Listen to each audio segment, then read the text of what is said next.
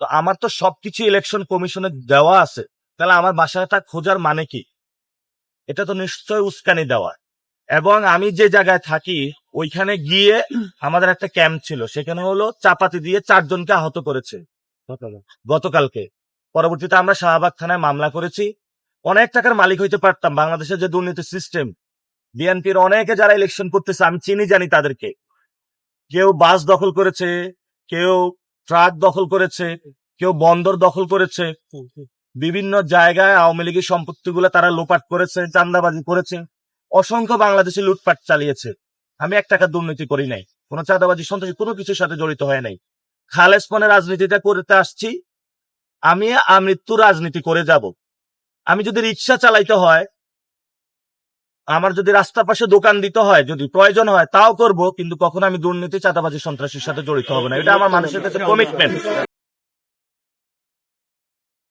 আসসালামু আলাইকুম প্রিয় সাংবাদিক ভাইরা, আমরা প্রচারণা শুরু করেছিলাম ঢাকা বিশ্ববিদ্যালয় কেন্দ্রীয় জামে মসজিদ নামাজ পড়া এবং শহীদ ওসমান হাদি ভাইয়ের কবর জিয়ারত। আজকে শেষ করলাম এখানে। আমরা মনে করি যে আমাদের এটা সৌভাগ্যের বিষয়, যেভাবে শুরু করতে পেরেছি সেভাবে শেষ করতে পেরেছি। এবং আমরা বিভিন্ন জায়গায় গিয়েছি, পিজি হসপিটালে গিয়েছি, ওনাদের অনেকগুলো সমস্যা পেয়েছি, ওনাদের হোস্টেল নাই। ঢাকা ভার্সিটি গিয়েছি, অনেক সমস্যা পেয়েছি, বিভিন্ন জায়গায় অনেক সমস্যা পেয়েছি। ইনশাল্লাহ আমাদের এখন হলো সমস্যা সমাধানের চেষ্টা করতে হবে এবং সমস্যা সমাধানের পালা। গতকালকে গিয়েছিলাম হরিজন সম্প্রদায়ের কাছে। অনেক দুঃখ কষ্ট আছে, তাদের ভূমি নাই, চাকরি নাই, এবং তাদের হলো উচ্ছেদ করে দেয় এক এক সময় বিভিন্ন জায়গায়। অনেক মানুষের কষ্ট শুনেছি। এবং বিভিন্ন পুরো বাংলাদেশের থেকে মানুষ এসে এখানে বলতেছে, ভাইয়া আমি যদি ঢাকা 8-এর ভোটার হইতাম। এবং এটা আসলে আমাদের অনেক বড় পাওয়া। তো অনেকে বলতেছে যদি সুযোগ পাইতাম তাহলে ঢাকা 8-এর ভোটারটা শিফট করতাম। এবং যারা ঢাকা 8-এর ভোটার না পুরো বাংলাদেশে, আমাদেরকে এই কয়েকদিন দেখেছেন, আপনারা আমাদেরকে দোয়া করবেন। এবং হয়তো ভোট দিতে পারবেন না, দোয়া করবেন আমাদেরকে। এবং যারা ফ্রেন্ড সার্কেল ঢাকা 8-এ আছে, ফ্যামিলি আছে, আত্মীয় স্বজন আছে, তাদেরকে বলবেন ভোট কেন্দ্রে যাওয়ার জন্য, ভোটটা দেওয়ার জন্য। আপনারা স্ব স্থানে নিরাপদে ভোট দিবেন, এটাই হলো আমাদের প্রত্যাশা। শেষ মুহূর্তে যেটা বলবো সেটা হলো, আমাদের এখানে কেউ প্রতিদ্বন্দ্বী আমরা কারো নই বা কেউ নই। আমরা সবাই ভাই ভাই। তবে শর্ত একটাই, সন্ত্রাস, চাঁদাবাজি এবং দখল মুক্ত যারা আছে তারাই আমাদের ভাই। বাকিদেরকে আমাদের সংশোধন করতে হবে এবং পুনর্বাসন করতে হবে। সেটা একটা কষ্টসাধ্য প্রক্রিয়া। 50 বছরের প্র্যাকটিস তো সহজে হাল ছাড়া যায় না। এই জন্য বাংলাদেশে যখন প্রথমে টয়লেট এসেছিল, বাংলাদেশের মানুষ অনেকে ওয়াশরুমে যেত না, বাইরে ওয়াশরুম করতো। এটাতে অভ্যস্ত করানোর জন্য প্রথমে যখন এনজিও গুলা ওয়াশরুম নিয়ে আসে, এটাতে অনেক এডুকেশন করতে হচ্ছে তাদের। তো যারা এই ধরনের চাঁদাবাজি সন্ত্রাসী 2 নাম্বারই করে, তাদের হলো ওই ওয়াশরুমের অবস্থা। এদেরকে এডুকেট করতে হবে আমাদেরকে, যাতে এরা ভালোভাবে ওয়াশরুমে যায়। সেজন্য এদেরকে আমাদের এডুকেট করতে হবে যাতে গণতন্ত্র চর্চা করে। এটা আমাদের একটু কষ্টসাধ্য হবে, তবে আমরা কষ্টটা মেনে নিচ্ছি। এবং ইনশাল্লাহ আমরা আশা করি তাদেরকে পারবো, এবং মানুষকে সাথে নিয়ে ইনশাল্লাহ তাদেরকে করবো। সবচেয়ে বড় যেটা বিষয়, অনেকে আমার নামে অনেক কথা বলেছে। আমি সত্যিকার অর্থে যেটা বলতে চাই, আমি ঢাকা 8-এই থাকি। এখানে এনসিপির অফিস আমাদের এখানে, আমি প্রতিনিয়ত অফিস করি। আমি গত 2 বছরে গণ অভ্যুত্থানের আগ থেকে আমি সর্বোচ্চ রাতে 3 থেকে 4 ঘন্টা ঘুমিয়েছি। এত কাজ ছিল আমাদের। গত 18 মাসে আওয়ামী লীগের অনেকগুলো মুভমেন্ট হয়েছিল, সেগুলো ট্যাকল দিতে হয়েছে। গণ অভ্যুত্থানের সময় এত কাজ ছিল, সারাদিন রাত আমরা কাজ করেছি। যখন সরকার গঠন হয়েছিল 12 দিন একটানা না ঘুমিয়েছিলাম। এবং এর পূর্বে প্রতিনিয়ত আমাদের সময়গুলা গিয়েছিল গুলির মুখে। এবং এখনো ইনশাল্লাহ আমরা একটি গণতান্ত্রিক বাংলাদেশ গঠনের জন্য কাজ করে যাচ্ছি। আমার অনেকে বাসা জিজ্ঞেস করে, আমার বাসা পরিবারে। আমি বিবাহিত, আমার এক সন্তান আছে। এবং আপনারা তো জানেন আমি ঢাকা ভার্সিটি থেকে পড়াশোনা করছি। এবং আমি এখানে এসেছি ওসমান হাদি ভাইয়ের হত্যাকাণ্ডের বিচার এবং সবাইকে একটা সুস্থ শিক্ষা ব্যবস্থা, একটা স্বাস্থ্য ব্যবস্থা দেওয়ার জন্য। তো আপনারা কারো প্ররোচনায় অথবা কোনো প্রচারণায় বিভ্রান্ত হবেন না। তো আমার তো সবকিছু ইলেকশন কমিশনে দেওয়া আছে, তাহলে আমার বাসাটা খোঁজার মানে কি?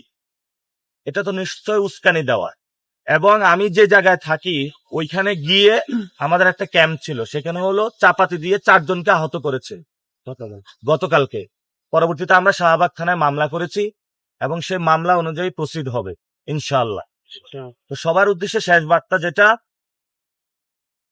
আমি অনেক টাকার মালিক হইতে পারতাম। বাংলাদেশের যে দুর্নীতি সিস্টেম, বিএনপির অনেকে যারা ইলেকশন করতেছে আমি চিনি জানি তাদেরকে। কেউ বাস দখল করেছে, কেউ ট্রাক দখল করেছে, কেউ বন্দর দখল করেছে, বিভিন্ন জায়গায় আওয়ামী লীগের সম্পত্তিগুলো তারা লোপাট করেছে, চাঁদাবাজি করেছে, অসংখ্য বাংলাদেশে লুটপাট চালিয়েছে। আমি 1 টাকা দুর্নীতি করি নাই, কোনো চাঁদাবাজি সন্ত্রাসী কোনো কিছুর সাথে জড়িত হয় নাই। খালেস মনে রাজনীতিটা করতে আসছি, আমি আমৃত্যু রাজনীতি করে যাব। আমি যদি রিক্সা চালাইতে হয়, আমার যদি রাস্তার পাশে দোকান দিতে হয়, যদি প্রয়োজন হয় তাও করব, কিন্তু কখনো আমি দুর্নীতি চাঁদাবাজি সন্ত্রাসীর সাথে জড়িত হব না। এটা আমার মানুষের কাছে কমিটমেন্ট। আমি এক আল্লাহ ছাড়া কাউকে ভয় পাই না, যেই যতই করুক না কেন। ইনশাল্লাহ আমরা যদি জয়ী হই, যেভাবে মানুষের পাশে থাকবো, আমরা যদি জয়ী না হই সেভাবে মানুষের সাথে থাকবো। সেটা আল্লাহ কোরআনে বলেছেন, ওয়াতুইজ্জু মান তাশা ওয়া তুযিল্লু মান তাশা। তিনি যাকে ইচ্ছা সম্মানিত করেন, যাকে ইচ্ছা লাঞ্ছিত করেন। সবকিছু আমরা আল্লাহর কাছে সুপর্দ করলাম। আল্লাহ যদি চায় সম্মানিত করবেন, আল্লাহ যদি চায় লাঞ্ছিত করবেন। তো সেই জায়গাটা আমরা জনগণের হাতে ছেড়ে দিলাম। আপনারা যারা ঢাকা 8 আসনের ভাই এবং বোনেরা আছেন, আপনাদের কাছে প্লিজ রিকোয়েস্ট, আপনারা এমন একজন মানুষকে বেছে নিবেন যে ঢাকা 8টা গঠন করতে হবে, বাংলাদেশে পরিবর্তনের ডাক দিতে পারবে। এমন কাউকে চয়েস করবেন না যে মানুষটা আপনার সন্তানের প্রতিষ্ঠানকে দখল করবে। এমন কাউকে চয়েস করবেন না যে মানুষটা আপনার মা বাবার চিকিৎসার জন্য যে হসপিটালে যাবেন, সেই হসপিটালে সিন্ডিকেট গঠন করে রাখবে। এমন মানুষটাকে চয়েস করবেন না যেই মানুষটা আপনি যে নিরাপদে ব্যবসা করতে যাবেন সেটা আপনাকে বাধা দিবে। এমন কাউকে চয়েস করবেন না যে জমিদার হবে, জনতার এমপি হবে না। সেই জন্য আমরা 8 দফা ইশতেহার দিয়েছি, আপনারা পুরো বাংলাদেশ দেখেছেন। আমরা এখানে প্রথম দফা যেটা দিয়েছি, শহীদ ওসমান হাদিবের হত্যাকাণ্ডের বিচার। তারপর বলেছি আমাদের একটি বৈষম্যহীন একটি শিক্ষা ব্যবস্থা এবং চাকরি ব্যবস্থা করতে হবে, আমাদের স্বাস্থ্য ব্যবস্থা করতে হবে, এবং আমাদের এখানে জনতার এমপি হিসাবে মানুষকে প্রেজেন্ট করতে হবে। ইশতেহারে আমরা এই বিষয়গুলো খুবই ক্লিয়ার ভাবে বলেছি, যে এই বিষয়গুলো মানুষ চায়, যেগুলো আমরা মানুষের কাছে শুনেছি, সেই বিষয়গুলো আমরা বলেছি। এখন হলো আপনাদের উপরে ছেড়ে দিলাম। যদি আপনারা রং পার্সনকে চুজ করেন তাহলে আপনারা সাফার করতে হবে, যদি রাইট পার্সনকে চুজ করেন তাহলে আপনার জন্য ভালো, সবার জন্য ভালো। এখানে নাসিরউদ্দিন এমপি হতে আসে নাই। এখানে ঢাকা 18 আসনের যারা ভোটার রয়েছেন আপনারা সবাই এমপি। আপনি নিজে ঢাকা 8 আসনে যারা আছেন সবাই আপনারা এমপি। আপনারা সেখানে নিজেকেই নিজে ভোট দিবেন এবং নিজেকে নিজে নির্বাচিত করবেন। নাসিরউদ্দিনকে ভোট দেওয়ার দরকার নেই, আপনার ভোট আপনাকেই দিবেন।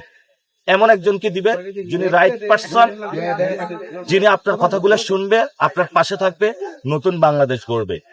এবং আমি আরেকটা আপনাদের অ্যালার্মিং দিয়ে দেখি, জনতার সংসদ বড় সংসদ, এই যে বাকি যে আসনগুলায় গডফাদার আছে সেগুলো ইনশাল্লাহ আমরা আস্তে আস্তে এক্সপোজ করব।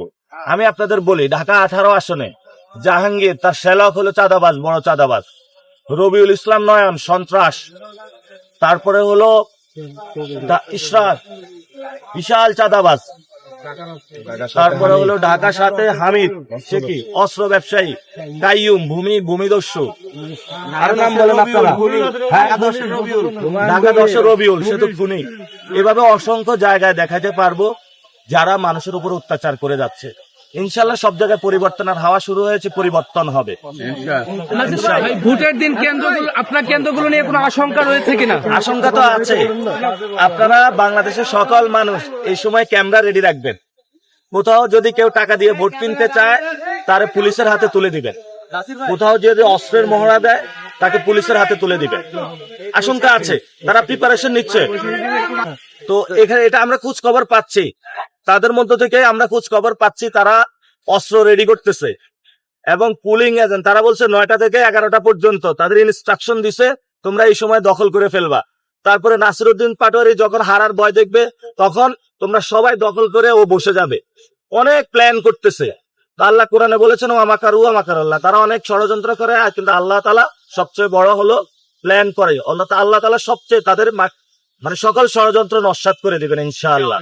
এখন আমি নাকি মির্জা আব্বাসের বেশি নাম বলি, আমি ইনশাল্লাহ আগামীতে চেষ্টা করব সকল আসনের গডফাদারদেরকে চিহ্নিত করে দেওয়ার জন্য। তখন সবার নাম চলে আসবে।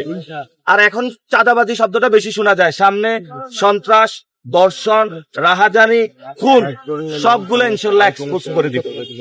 দুর্বৃত্তায়নের রাজনীতি বাংলাদেশে চলবে না। গণ অভ্যুত্থানে শহীদ হয়েছিল নতুন বাংলাদেশের জন্য, নতুন বাংলাদেশে নতুন রাজনীতি চলবে, যে রাজনীতিতে কোনো দুর্বৃত্তায়ন নাই, সন্ত্রাস নাই, চাঁদাবাজি নাই, দখলদারিত্ব নাই। ভোট আরো বাড়বে। জোট হয় কি কারণে? আপনারা 10 জন বন্ধু একসাথে ট্যুর করেন কেন? খরচ বাঁচে, আরো আনন্দ বেশি হয়। জোট হয়েছে এজন্যই তো, যে আমরা সরকার গঠনের জন্য। ঢাকা হাটে নির্বাচন স্থগিত করা লাগবে না। বিষয়টা হলো ঢাকা হাটে সংগ্রাম চলবে। এখন তো বড় একটু রুই কাতলা, আরো যেগুলো ছোট ছোট আছে না, পুঁটি মাছ বিভিন্ন জায়গায় চটকি মারে, যে একটা আছে না নয়ন, হ্যাঁ, এরকম যেগুলো পুঁটি মাছ আছে, এগুলোরও ইনশাল্লাহ আমরা সাইজ করবো আস্তে আস্তে।